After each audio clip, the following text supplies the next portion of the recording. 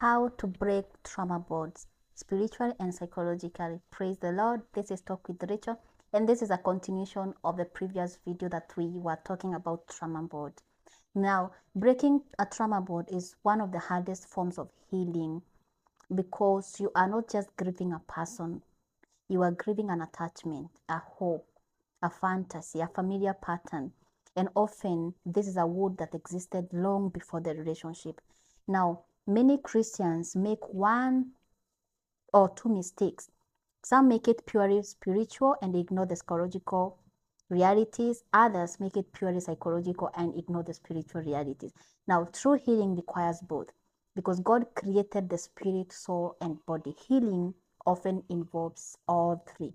Now, first, understand what you are actually fighting. Before you can break trauma bond, you must recognize that you are not primarily addicted to the person. You are often attached to the hope they will change, the occasional affection that they give you, these familiar emotional patterns, the validation you received from them, the fantasy of what relationship could become. This is why many people can meet someone who consistently hurt them. Yes, you can meet someone who hurts you. They are often missing the relief, the hope, the attachment, more than the actual relationship.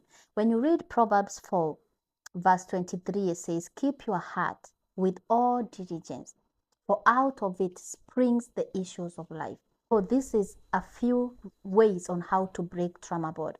Number one, you have to stop calling it love if it is actually a bondage. When you read John 8, verse 32, it says, "And you shall know the truth, and the truth shall make you free." Making is a process. So healing for you will begin first with awareness and honesty. If the relationship was manipulative, it was controlling, it was abusive, it was chronically dishonest, or maybe it was emotionally destructive, or even physically destructive, stop romanticizing it. Many people, they stay trapped because they keep rewriting history. They remember the flowers, the gifts, and they forget the manipulation. They remember these apologies and the promises, and they forget the repeated patterns. They will keep remembering these promises and they will ignore the reality. Now, freedom will always begin when truth becomes more important than the fantasy in your mind. Ask the Lord, "Lord, help me see this relationship through your truth and not through my emotional attachment." Number two, break contact long enough for your mind to heal. And this is where many people struggle. Psychologically, trauma bonds operate similarly to addiction patterns. Constant exposure keeps reopening the attachment. If appropriate and safe for your situation, reduce or eliminate unnecessary contact with this person. Checking social media, monitoring their activities, or looking for signs they miss you, like, stop doing that.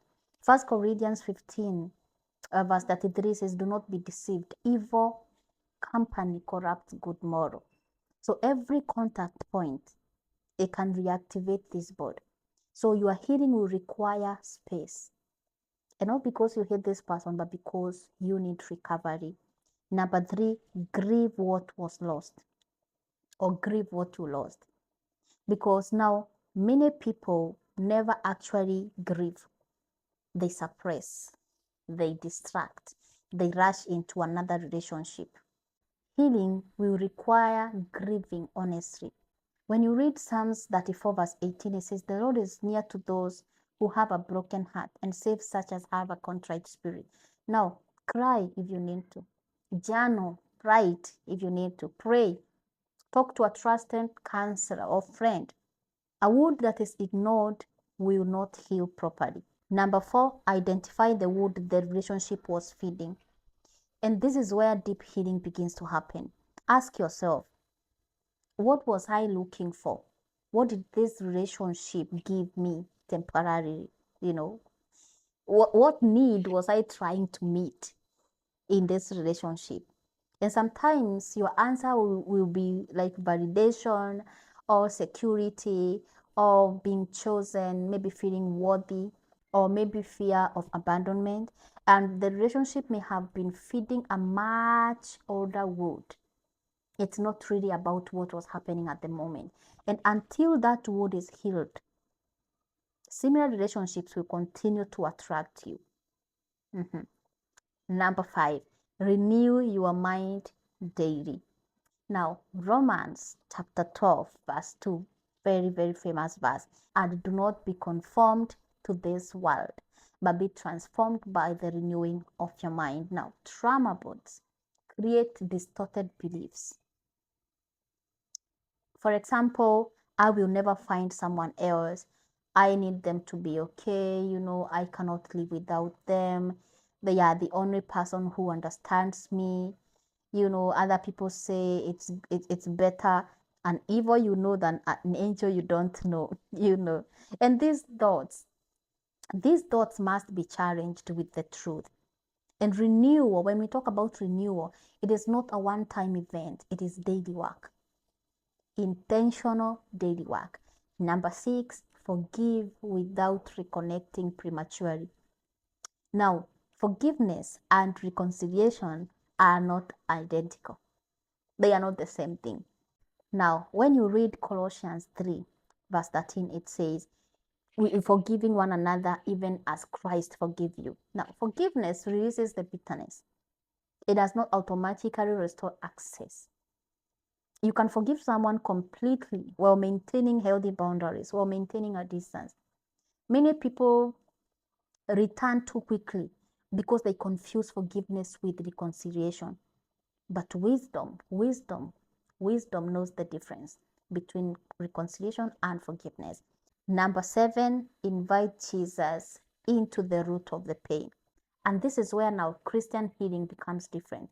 Jesus does not only want to remove the relationship, he wants to heal the wound that made the bond possible. When you read Psalms 147, verse 3, he heals the brokenhearted and binds up their wounds. Ask him, Lord, show me what this relationship attached itself to inside me.